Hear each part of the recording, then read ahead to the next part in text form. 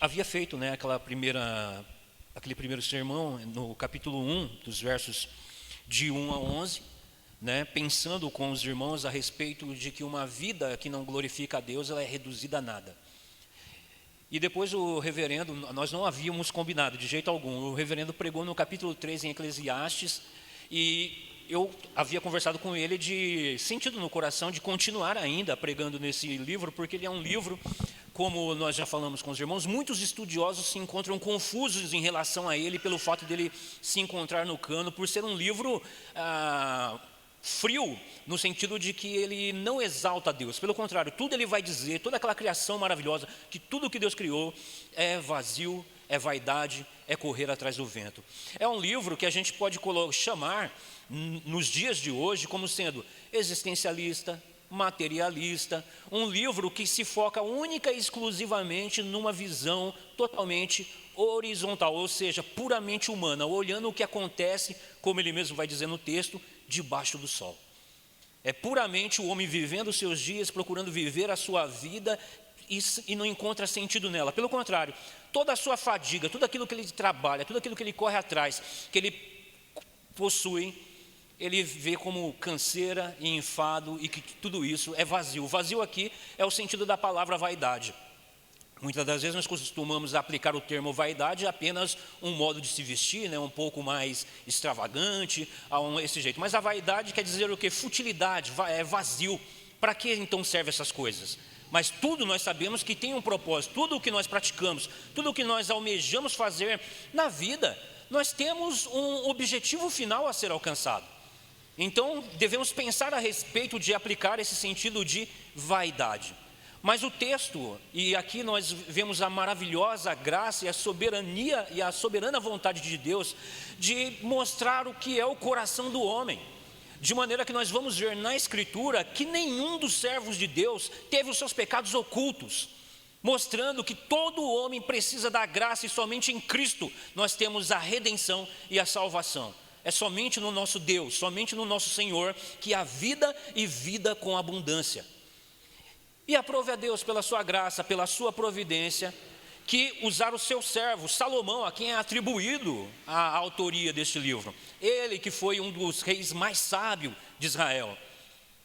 Depois dele não haveria de vir outro, e nem antes dele. E como o texto vai nos mostrar, não houve outro antes dele que tenha sido tão vasta sabedoria como ele teve.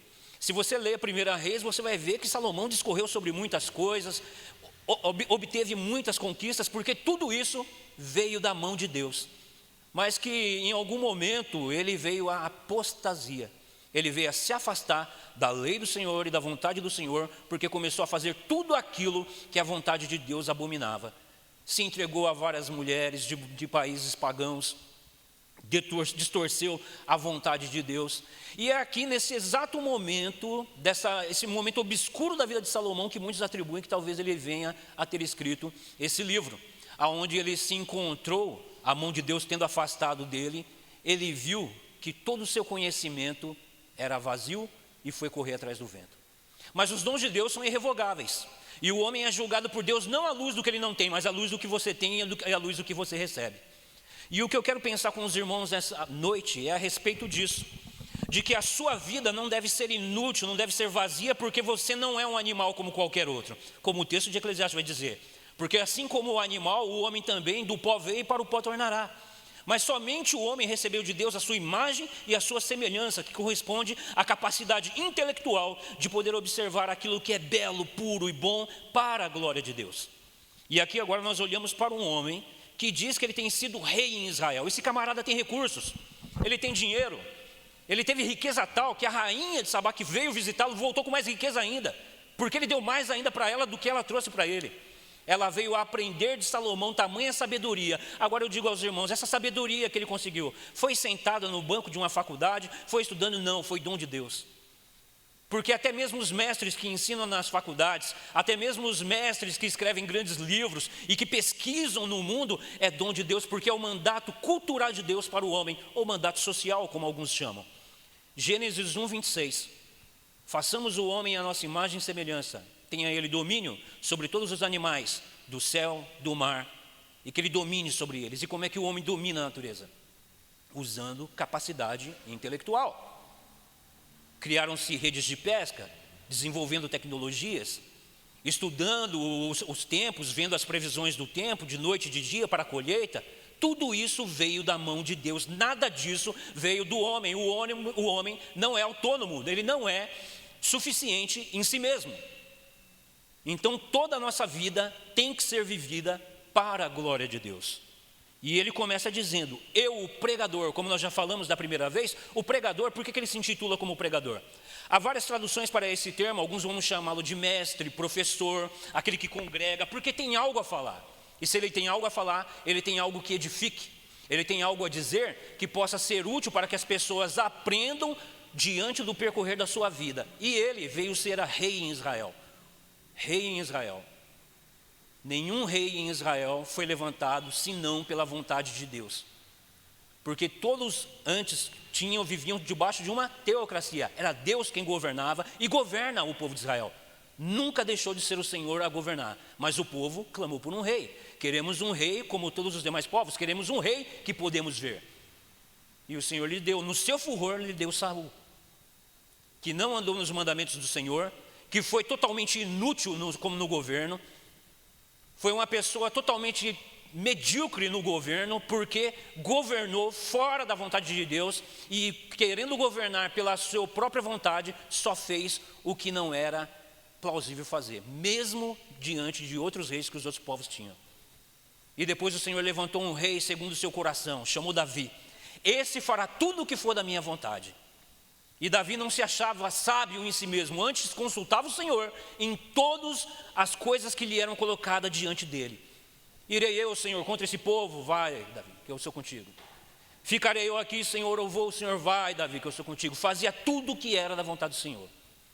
Até que quando ele deita a sepultura, que ele vai para junto dos seus pais, ele olha para o seu filho Salomão e fala, seja homem, teme a Deus e guarde os seus mandamentos. E Salomão, ele inicia o seu governo, imagina com medo, perplexo diante do tamanho e responsabilidade, e ele já começa sendo sábio quando ele se coloca de joelhos na presença do Senhor e fala, Senhor, me dá sabedoria para governar o seu povo. Esse é um pedido que alegrou o Senhor de tal maneira que o Senhor falou, eu não te darei tão somente sabedoria, como te darei riqueza. Riqueza como nenhum outro rei jamais teve. Ele pediu sabedoria. E eu, o pregador, venho sendo rei em Israel e em Jerusalém. Apliquei o coração a esquadrinhar-me e a informar-me com sabedoria de tudo quanto sucede debaixo do céu. Este enfadonho trabalho impôs Deus aos filhos dos homens para nele os afligir. Algumas traduções vão traduzir a parte de afligir como para experimentá-los, para exercitá-los. Porque esse é o dom que Deus deu ao homem, aonde muitos enterram e não fazem uso dele, achando que pelo fato de nada conhecerem, receberão favor da parte de Deus de não serem julgados. Fomos feitos à imagem e semelhança de Deus, para podermos exercitarmos as nossas faculdades, estudando o mundo que está à nossa volta, tudo o que for colocado em nossa mão, levando a glória de Deus, levando sempre cativo para a glória de Deus.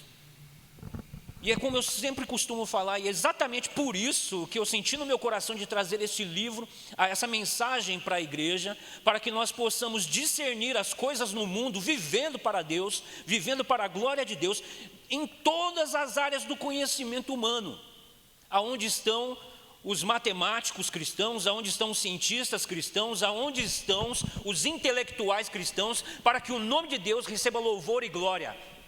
Não se sinta superior na sua mediocridade, na sua ignorância. Não ache que pelo fato de você se fechar, por não querer ler, de não querer estudar, você acha que glorifica a Deus, porque o Senhor te fez com capacidade intelectual para que você aprenda, para que você cresça e para que você se desenvolva. Tem crescido no meio da igreja um anti-intelectualismo, ou seja, reduz-se a nada, torna-se a mesma coisa. A pessoa já se torna inútil na sua condição caída, porque já nega-se dar glória a Deus em querer fazer uso daquilo que Deus o capacitou, de olhar para o mundo com discernimento, com consciência, buscando a Deus, em Deus sabedoria. Tiago diz: aquele que não tem sabedoria, pede a Deus, que dá com liberalidade, mas peça com fé. O pedir com fé é pedir para a glória de Deus, para que o nome de Deus seja exaltado, para que o nome de Deus seja bradado em todo canto, em todo o mundo, e ele receba louvor e glória. E para que o povo de Deus não fosse chamado um povo ignorante, um povo que não sabe de nada, é um povo que é cheio de regras e normas religiosas e vive fechado dentro de um templo com uma cruz. Salomão, ele fez isso quando ele rejeita dar glória a Deus.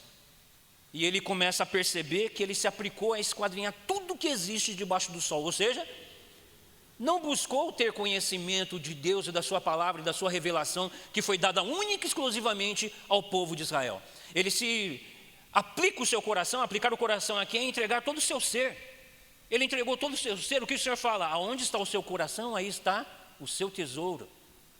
Buscar em primeiro lugar o reino dos céus, e as demais coisas vos serão acrescentadas. Anda junto com o que Tiago falou: busca a sabedoria, sabedoria que vem dos altos céus. Busca o reino dos céus, e as demais coisas te serão acrescentadas. Mas irmão, eu não tenho como, eu não tenho recursos para poder estudar, eu não tenho recursos. Pede a Deus, que a todos dá liberalmente. Temos aqui um rei, e Deus, na sua infinita sabedoria, usou esse momento obscuro da vida desse homem para trazer à sua igreja um povo humilde, um povo simples, mas um povo que foi dado a receber as maravilhas dos mistérios de Deus revelados agora pelas Sagradas Escrituras. Então esse livro, ele não é obscuro, ele não é um livro frio. Pelo contrário, ele revela o coração do homem sem Deus, vivendo nesse mundo onde tudo é vazio e correndo atrás do vento. Onde ele levanta da sua cama cedinho para trabalhar, ele corre atrás do seu trabalho, preocupado em ser mandado embora, ele está desesperado com tudo, porque ele não tem paz no seu coração. Ele não tem satisfação no viver, porque para ele está sendo inútil, porque a qualquer momento podem vir me tirar da minha casa, a qualquer momento eu posso ficar desempregado, e aí, como é que fica a situação? Cremos em Deus, quem cuida de nós, e Ele dá sabedoria, e pela sua santa providência, nada deixa faltar àqueles que confiam nele. Então nós temos aqui o pregador, aquele que congrega o povo, que diz ter sabedoria o suficiente para ensinar, e diz que a sabedoria, que tudo isso também ele veio a notar que é inútil.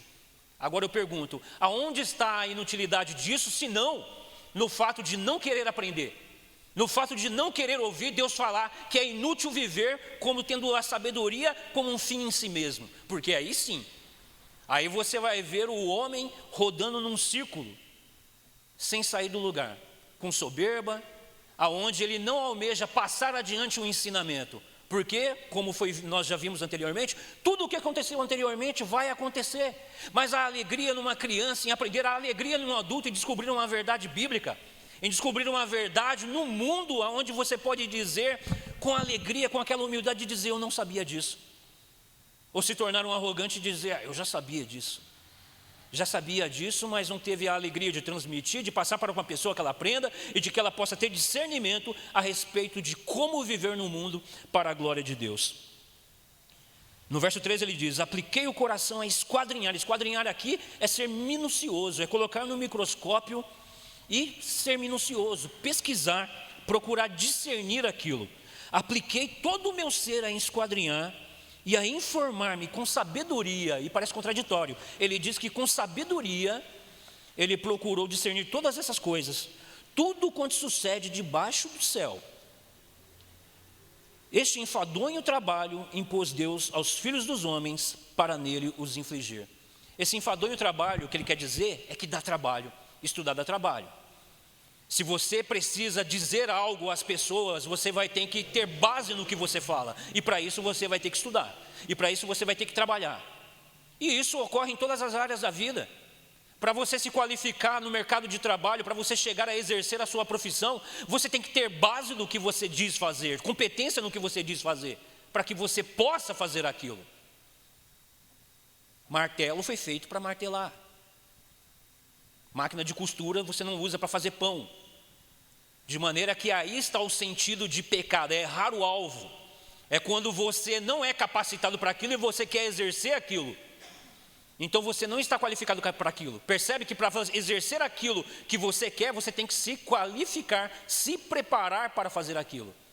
E o pregador, ele se preparou, ele se qualificou, ele estudou, esquadrinhou, buscou o sentido daquelas coisas, e ele agora coloca isso no papel para poder transmitir às gerações. E ele diz que esse trabalho árduo impôs Deus aos filhos dos homens para nele os afligir. Como eu disse, essa palavra ela tem sentido de experimentá-los, de exercitá-los. Tem um estudioso, e ele diz que esse mundo é um preparatório para a vida no além, para os novos céus e nova terra.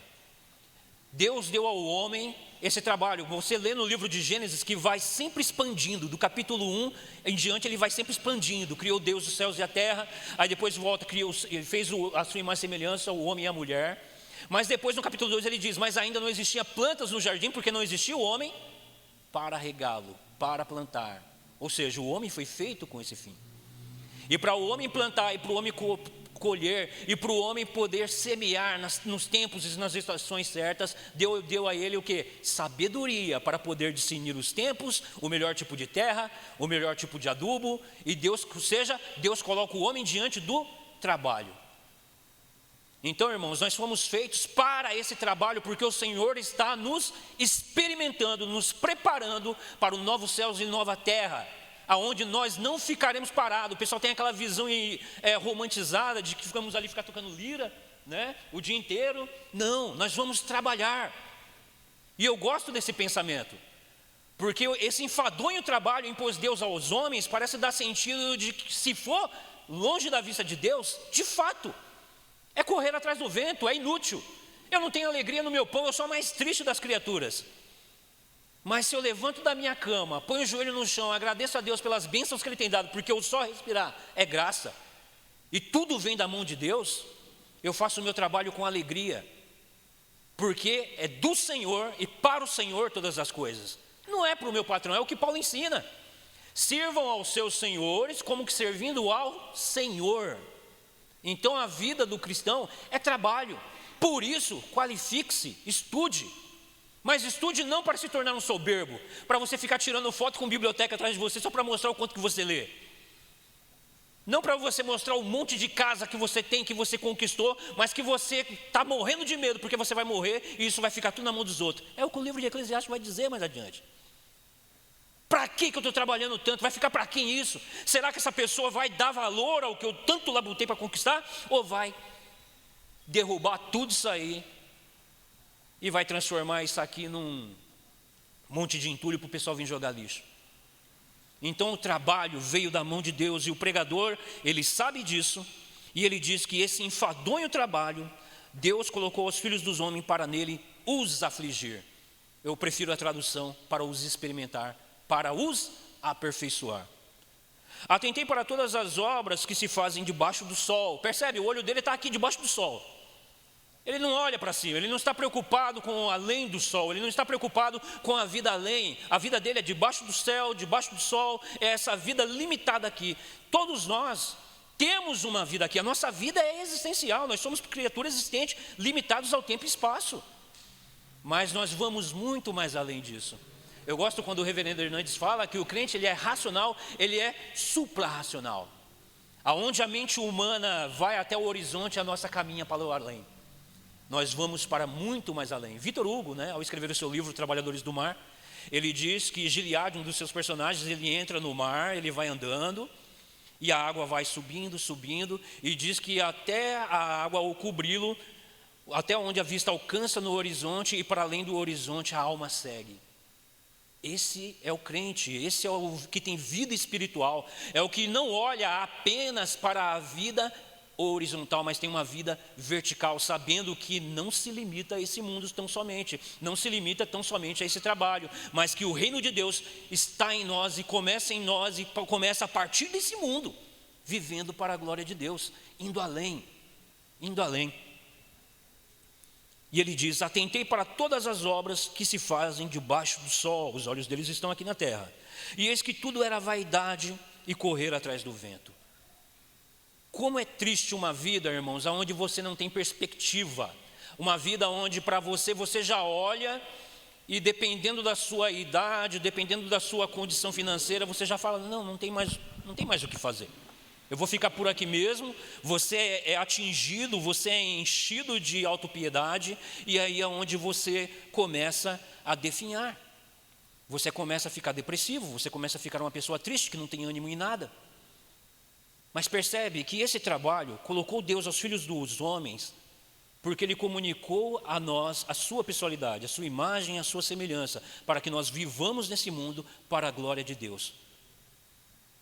Faça um bom passeio para a glória de Deus, visite outros lugares, dê caminhadas pelas ruas, você não precisa ir distante. No seu bairro, na cidade onde você mora, às vezes a gente tem esse pensamento muito de que para viajar, para poder ver coisas belas, a gente tem que, eu não tenho dinheiro para conhecer o resto do mundo. Irmão, abre os olhos, olhe em volta. Cada milímetro da existência, cada milímetro da realidade é realidade criada por Deus. É que infelizmente nós nos recolhemos dentro de nós, o nosso umbigo, né? É o famoso olhamos para o nosso umbigo e esquecemos de olhar para o mundo que o Senhor criou e para as maravilhas que nela existem. Hoje você tem tantas traduções bíblicas, você tem tantos livros de estudo bom, a internet fornece tanto ensino maravilhoso a respeito das coisas, mas as pessoas usam essa tecnologia, esse enfado trabalho que Deus colocou aos homens, de pesquisar, de estudar, para poderem fazer o quê? Se afundarem mais na queda, na lama e na imoralidade. Eu lembro que eu sempre gostei de violão, queria aprender, e hoje você vai lá e você tem tablaturas, partitura, tem o camarada ensinando nota por nota para que você possa aprender, e para que você possa aprender para a glória de Deus, e as pessoas não querem estudar. As pessoas não querem pesquisar, as pessoas não querem colocar um conhecimento que vá para a glória de Deus. Eu sei que os nossos recursos são poucos, somos pessoas pobres, ninguém aqui é milionário, ninguém aqui é grandes em recursos, mas Deus levantou homens com recursos para que deles nós pudéssemos tirar proveito, até mesmo ímpios. E Salomão, na sua apostasia, ele escreve esse livro existencial, maravilhoso para a glória de Deus, mostrando o que é a vida humana, olhando única e exclusivamente para o seu próprio umbigo. É vazio, é correr atrás do vento, de fato, pode morrer, porque você está que nem aquela figueira, que só tem folhas, mas não tem frutos, e o Senhor vai dizer que ela está fazendo o quê?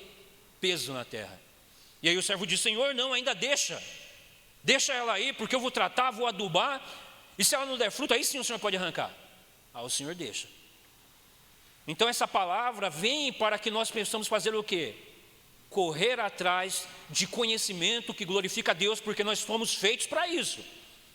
Nós não fomos feitos para nos colocarmos os nossos olhos no nosso próprio eu, na nossa própria, centrados em nós, mas para a edificação do povo de Deus e para que o nome do Senhor receba louvor e glória. Então eu atentei para todas as obras que se fazem debaixo do sol, e eis que tudo era vaidade e correr atrás do vento. Aquilo que é torto não se pode endireitar, e o que falta não se pode calcular. Aqui é um provérbio. É Salomão que é também dado a autoria do livro de Provérbios. Lembra que nós falamos hoje de manhã que o livro de Provérbios, ele é o modo de comportamento que Deus aprova. É aquele dito popular segundo a palavra de Deus. E aqui nós temos esse provérbio, aquilo que é torto não se pode endireitar, ou seja, mesmo diante de toda a sua capacidade intelectual, você vai estudar, você vai pesquisar, você vai ser um camarada que vai conseguir conhecimento, mas vai ter coisa que você não vai conseguir resolver. Tem coisa que não tem solução, mas para o Senhor tem. Quando eu li esse texto, eu lembrei do que João Batista dizia: aplanarei todos os caminhos para o Senhor, fazei retas as suas veredas. Ou seja, chamando as pessoas ao arrependimento. Todo monte será aplanado e todo vale será nivelado, ou seja, caminhos retos para o Senhor. E é somente Ele quem pode resolver problemas que para nós, apesar de toda a sabedoria que o Senhor te dá, Ele não vai te dar a chave de tudo, porque somente Ele recebe louvor e glória. Porque o coração do homem, essa é a nossa condição. Quando a gente começa a ser reconhecido, quando a gente começa a ter um certo prestígio, o coração do homem começa a se voltar para si mesmo. Ele começa a querer ser idolatrado, ele começa a querer ser adorado. Esse tesouro colocou o Senhor em vasos de barro para que a ele pertença a glória, para que nele esteja o poder, para que nós não venhamos a cair na condenação de Satanás. Por isso a palavra de Deus nos exorta à humildade, a levar a Deus cativo todo o nosso coração, todo o nosso ser, para que somente Ele receba louvor e glória. E ele continua dizendo: disse comigo mesmo, ainda quero continuar nesse provérbio: aquele que é torto não se pode endireitar, e o que falta não se pode calcular. Você terá recursos nas suas mãos, você vai ter meios de resolver problemas, soluções para problemas de saúde, mas tudo isso vem das mãos de Deus. E também haverá momentos em que você se verá quase chegando lá, mas o Senhor vai dizer: não, não. Você não vai chegar à conclusão de todas as coisas, porque você pode se tornar soberbo. E aqui, nesses momentos, nesses espaços de vazio, nesses intervalos de nada, que são necessários para que nós possamos dar toda a glória a Deus, para que nós não venhamos a nos exaltarmos a nós mesmos.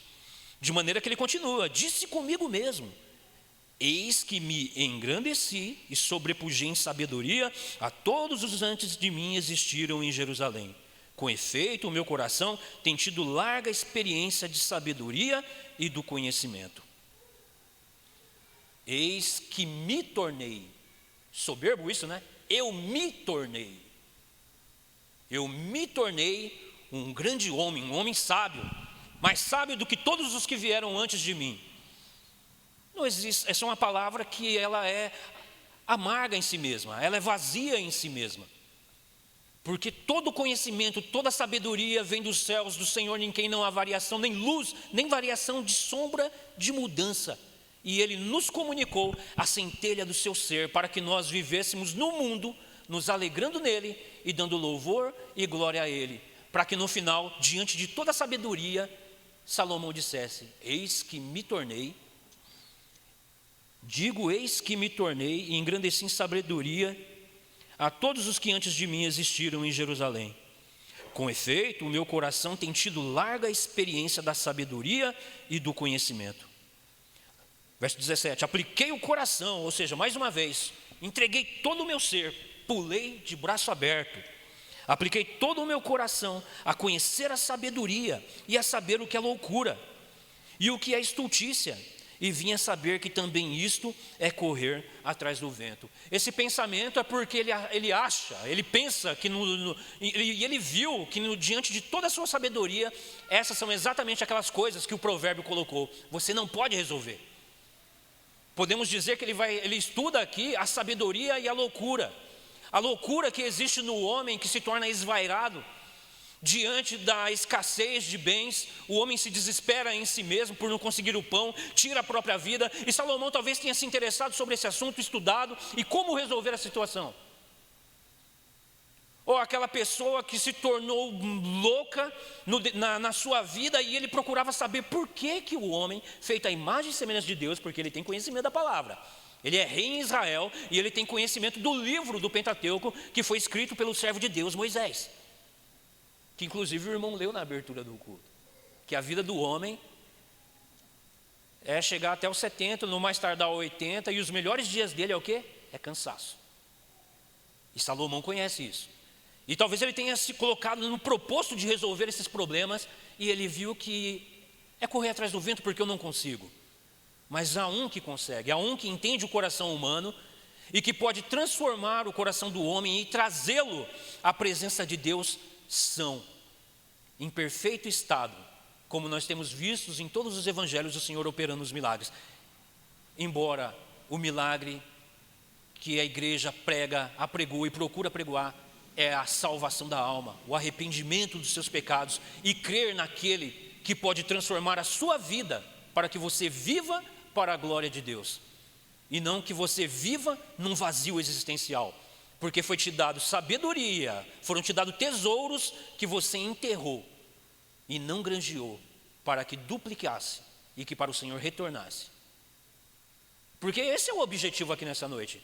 A pregação da palavra é exortar, é ensinar, é para que nós possamos aprender, para que nós possamos crescer e possamos anunciar essa palavra. Para que nós possamos ser luz no mundo, sal na terra, levando todo o pensamento cativo ao Senhor.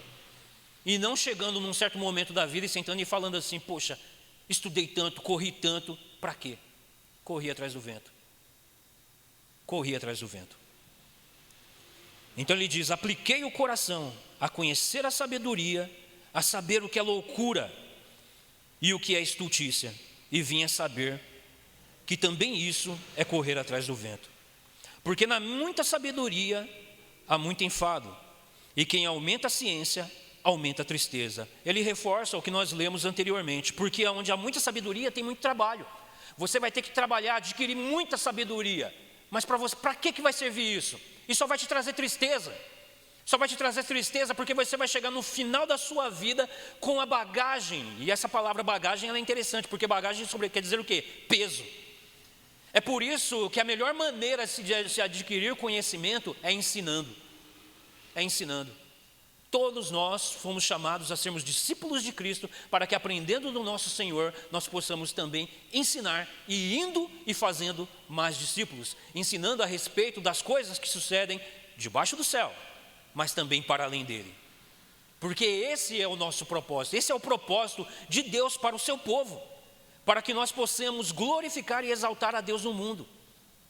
Então aqui, irmãos, fica a aplicação para essa palavra, de que vazio de fato será a nossa vida se nós, todos os sonhos que nós temos, tudo aquilo que nós queremos fazer. Quem de nós aqui não tem sonho de fazer uma faculdade, de entrar numa boa empresa, numa profissão bacana, ou aprender uma nova profissão? Há um anseio no coração para isso. Mas qual é a sua finalidade? Será que é puramente pela questão financeira? É claro, é óbvio, né, irmão? Eu tenho luz para pagar, eu tenho contas, eu tenho crianças em casa para dar de comer. Então essas, irmãos, são coisas que são óbvias, todos nós precisamos. Mas se termina nisso, é inútil. É inútil. Você verá todo o seu trabalho jogado ao vento. Porque quem te garante que teu filho continuará nos caminhos e prezará pelo trabalho que você teve?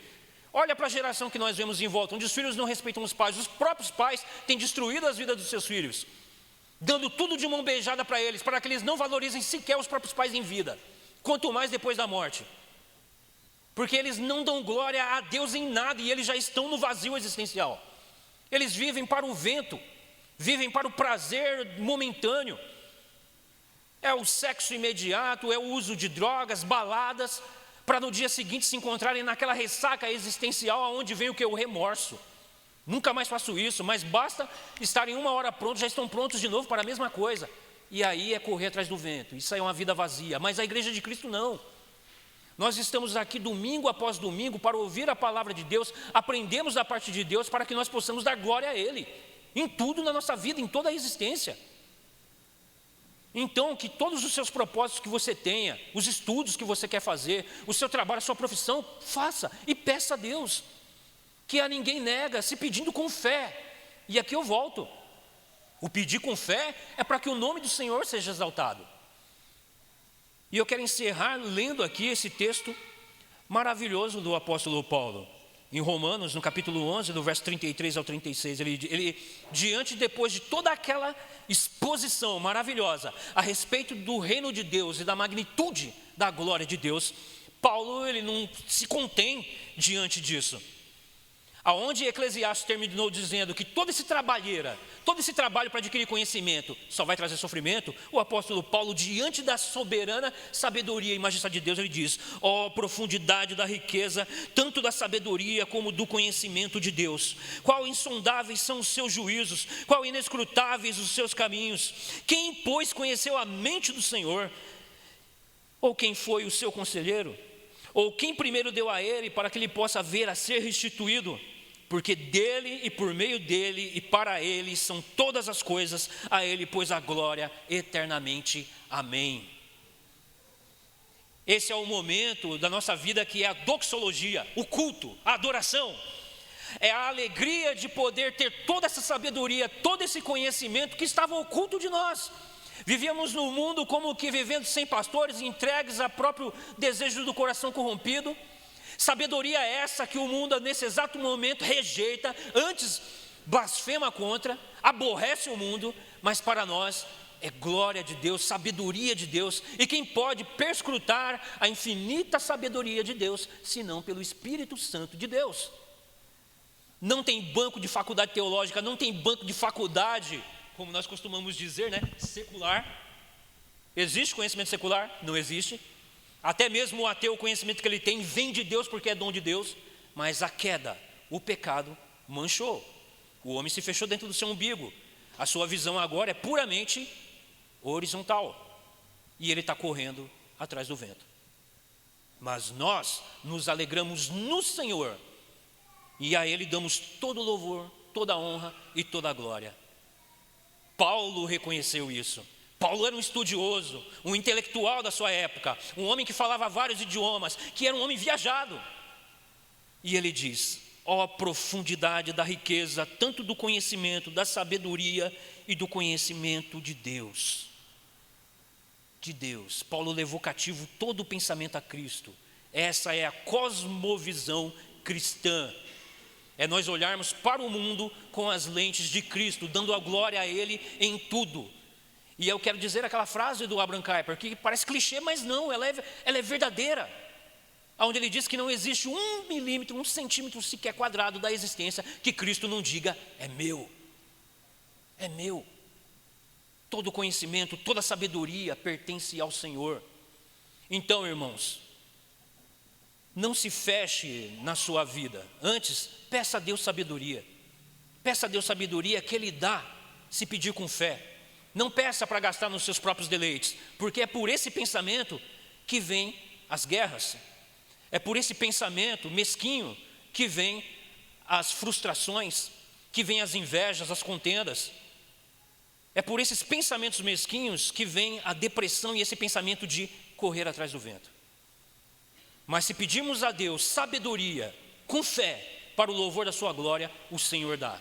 E você terá um crescimento significativo para que o nome de Cristo seja exaltado nessa terra. Para que o povo de Deus possa olhar não apenas horizontalmente, mas deve ter uma visão vertical. Uma visão que vai para além do horizonte, para além desse mundo. Porque se nós estamos limitados ao prazer dessa terra, é como o apóstolo vai dizer: somos a mais infelizes das criaturas. Porque podemos comer, beber e morrer, porque é isso que o livro de Eclesiastes vai dizer. Que o conforto existencial desse homem que vive debaixo do sol, debaixo do céu, ele tem prazer nos seus ganhos. Está ali todo aquilo que ele lutou, que ele tão arduamente trabalhou. Mas aos que pertencem ao Senhor, Ele os dá enquanto dormem. Então, irmãos, que essa palavra fale mais ao coração dos meus irmãos. Por isso eu tenho pensado muito nesse livro, porque é o mundo em que nós estamos vivendo no mundo de hoje. E ele não é um livro que é meramente humano no sentido, como eu disse, por se tratar de uma questão existencial, mas para que nós saibamos que nós estamos nessa terra e de que Deus está nos céus, de que Ele transcende, Ele é Deus transcendente, é Deus santo. Mas nós estamos aqui ainda, limitados no tempo e espaço, e temos que lidar com essas situações que batem nas nossas portas, na nossa porta, na minha, na sua, dos nossos parentes, dia a dia. E que pela palavra de Deus você é aconselhado e você adquire experiência para que possa confortar aqueles que se encontram nessa situação. Você já pensou em ir fazer uma visita a uma pessoa e pregar um livro de Eclesiastes? Vazio e correr atrás do vento? Confortar uma pessoa com essa palavra? Você já pensou confortar uma palavra dizendo que a vida aqui debaixo da terra, debaixo desse sol, debaixo desse céu é canseira, enfado? Pois nós estamos sendo confortados nessa noite com esta palavra, para que nós possamos dizer exatamente isso que o Paulo falou: glorificar a Deus na profundidade da sua riqueza, e para que Ele receba louvor e glória. Amém, meus irmãos? Vamos orar ao Senhor. Soberano e eterno Deus, maravilhoso Pai, eu dou graças, Senhor, pela Tua palavra, que falou aos nossos corações, tem nos confortado e tem nos levado, Senhor, a não olharmos única e exclusivamente para essa terra, mas levantarmos os nossos olhos aos céus, de onde mora a justiça, aonde mora o nosso Senhor e Salvador, aonde está o nosso Rei. Oh Deus, Grava, Senhor, a eternidade nos nossos corações, para que nós possamos, ó Deus, alcançar um coração sábio, para que possamos contar os nossos dias e nos alegrarmos na Tua presença, sabendo que no Senhor o nosso trabalho não é vão, sabendo que no Senhor todo conhecimento adquirido é para o louvor da Sua glória e não para a exaltação própria. Oh Deus, transforma os corações, aqueles que se acham sem condições, que se sentem fracos. Do Senhor é o conhecimento, é o Senhor quem capacita. Oh Deus, que o Teu nome possa receber louvor e glória por meio da Tua igreja, que o Senhor venha nos fortalecer, Senhor, e falar aos corações. Usa-nos nas Tuas mãos como ferramenta útil, ó Pai. Tem de nós misericórdia, Senhor, é o que eu te peço, em nome de Jesus Cristo, o nosso Senhor. Amém.